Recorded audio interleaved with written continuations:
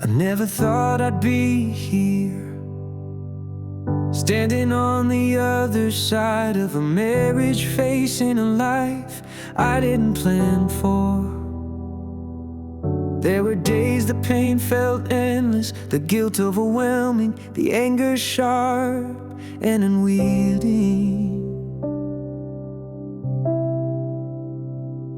I blamed myself, I blamed her. I replayed every argument, every decision, every moment that led us to divorce. Searching for peace and finding only more questions. But then I stumbled on these words from the Bible, Philippians chapter 4, verse 7. And the peace of God, which surpasses all understanding, will guard your hearts and your minds in Christ Jesus. I read them once, twice, 100 times. At first they sounded like a promise meant for someone else, someone stronger, someone less broken.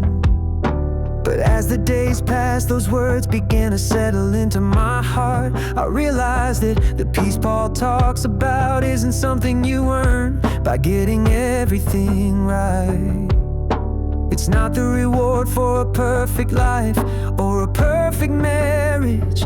It's a gift, a supernatural calm that doesn't make sense, especially when life is falling apart.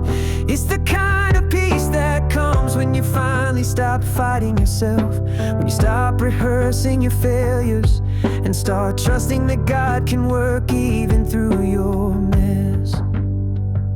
Forgiving myself was the hardest part.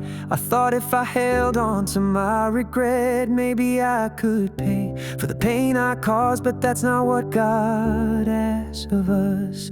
He asks us to bring our anxiety, our shame, our heartbreak to Him in prayer, and in exchange He offers peace, a peace that guards our hearts and minds, even when we don't understand how it's possible. And forgiving her, it took time, but the more I let God's peace in, the less room there was for bitterness. I started to see her not as my enemy, but as someone who was hurting too, someone God loves just as much as He loves me. That peace didn't erase the past, but it changed how I carried it.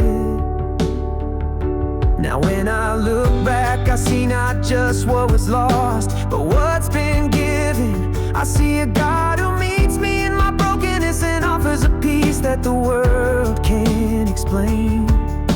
A peace that holds me together when everything else falls apart. I'm learning to forgive, to let go, to trust that God's not done with my story yet.